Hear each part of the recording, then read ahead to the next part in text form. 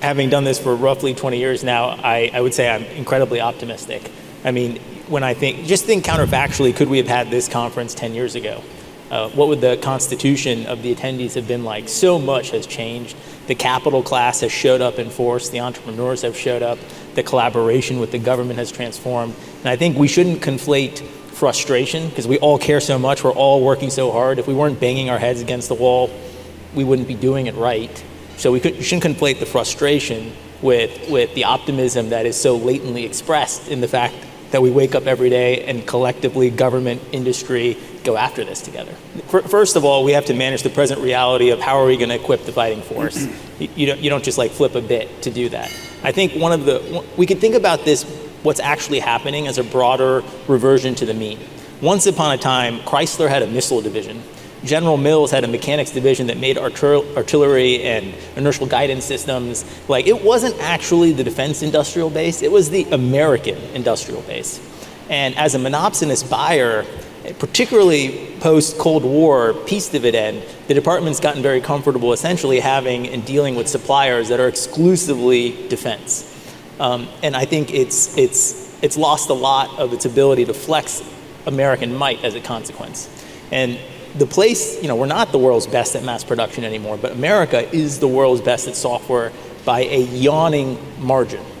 China doesn't, we think, obviously China, they're not technically unsophisticated, but they have 0 enterprise software companies in the commercial market. Think about what that means. There's more to software than simply, do I have the coders? They cannot compete in the market. Their internet companies only compete because they protected their market. Counterfactually, had they not, it would be American tech that dominates the Chinese consumer market.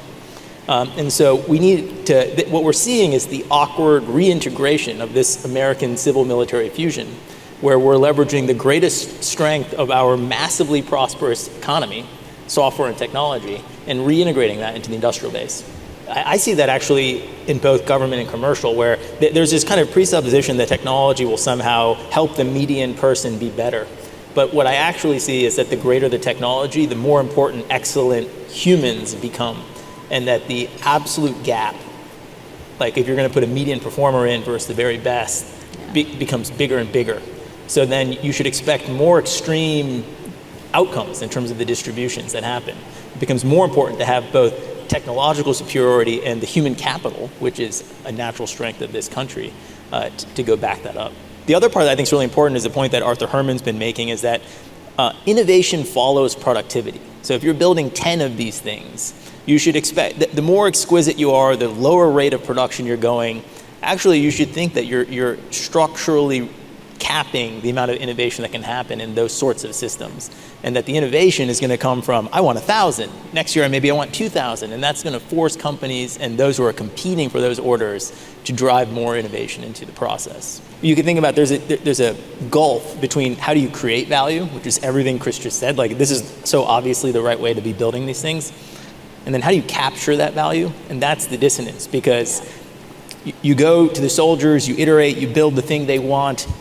2 weeks later, you're building something new because things are changing. But that's not how things are bought or procured. And when I think even, to speak of the programs of record that we've won, after the competition phase, they just want to run the program.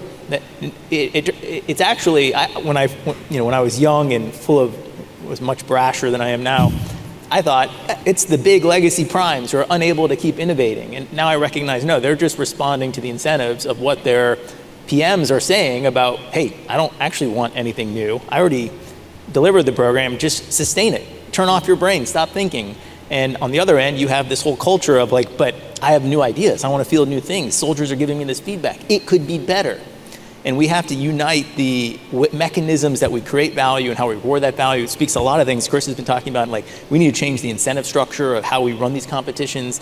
The idea in software that you're going to develop something and then you're going to procure it, right. that doesn't make any sense. That's not how the world works. You're just always developing something. So how do we change how we budget and think about and plan for these things so that this is just happening? We got to re-elevate the content above the process. Like if we're looking for a process to tell us how to do these things, we're going to be pretty disappointed. And we kind of find, contracting goes fast when the president, it's a priority. That's because that's the content and we're organizing behind it. And we're going to make the process work for what we're trying to get done. And too often we get stuck in a rut where we kind of look to process almost like a god that we're going to follow blindly, and then we get stuck in these ruts. Absolutely. And if I could tie that back to Ukraine and the desperate need to treat that as a battle lab, this ought to be our Lend-Lease moment. The counterfactual for World War II without the 18 months of Lend-Lease would have been devastating for this country. And what we are essentially doing is taking Cold War era kit and donating it over there. That is not, and as a consequence, we're kind of realizing we have production challenges, but we're not doing anything to fundamentally inflect those challenges. And so if we instead said, look, we're going to be taking the stuff we're developing today and testing it and seeing how does it work? How can we learn from it? How can we evolve it? Can our PEOs keep up with the pace of the fight that we should be expecting with all of the necessary caveats, which is that the Ukraine is not the Pacific, et cetera, et cetera. But have we stress tested our ability to adapt to the adversary? One of the challenges is we're almost in some sense talking about the wrong thing. In the commercial world, obviously companies have the same sort of concern, but they really manage it not by talking about vendor lock, but by talking about switching costs. If you're using open source software, you are locked into that software. The real question is, does it take me a day to switch out of that locked in decision, or does it take me a year or a decade? And as a PEO or a PM, just think about it, as the product manager for Palantir's products, when my engineers make decisions, I'm thinking about how do I manage the switching costs that their decisions are creating for me. And I think we would do better by thinking more about that and managing to that. I think the other dimension of this is there's a nuance where, of course, the government should be able to build its own software, build on top of these things. It needs flexibility. And figuring out a way that isn't this extreme bimodality of either we own it all or it's all commercial, but that actually what I think people care about is that it works. And it works means it doesn't just work today, but that it's flexible and adaptable. And this is where I think we're getting caught up in rigid process that defines flexibility and adaptability rather than empirically measuring, is this flexible or adaptable? And driving the competition incentives around that, making that part of the selection criteria when you're doing it, which is not a paper exercise of, is it MOSA, check a box or something. It's too easy actually for people to check that box, and in fact, it's not open or adaptable. The openness of it is something that's much more empirical.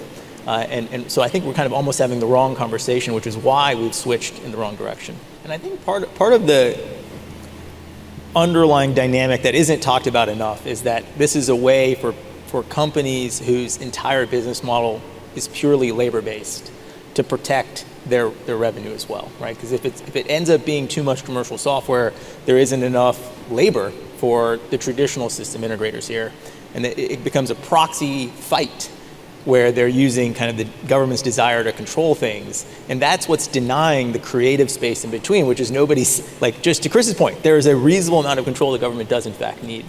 But the strength of American technology also means that you're likely going to need more, not less commercial software. I think the part about AI that I think is tricky is when you overly isolate it, you can lose the context of it. If you think about a prior era, maybe 5 years ago, there were all these companies who were building models. Most of them don't have businesses that really survived. All the value actually is captured through an integrated workflow that includes what you're doing in the application and the AI. And when that happens, there's something about it, it almost loses a bit of its magic from the outside observer, but it's actually much more useful. And I think that's what you're really seeing in the commercial world as well. All the valuable applications are an elegant integration of the humans in the enterprise, traditional software, and AI. And so I think where we're doing too little is when we just look at it in isolation, we stare at it, we admire it, we wonder if it's safe to use or not, rather than doing what General Rainey was saying, which is, can we get better today? What is doable now that gives us advantage? And by the way, doing that, AI is an empirical, experiential thing. You cannot just think about what use cases will be good. You got to actually try it and learn it and develop it. And we got to get busy at getting after that piece of it.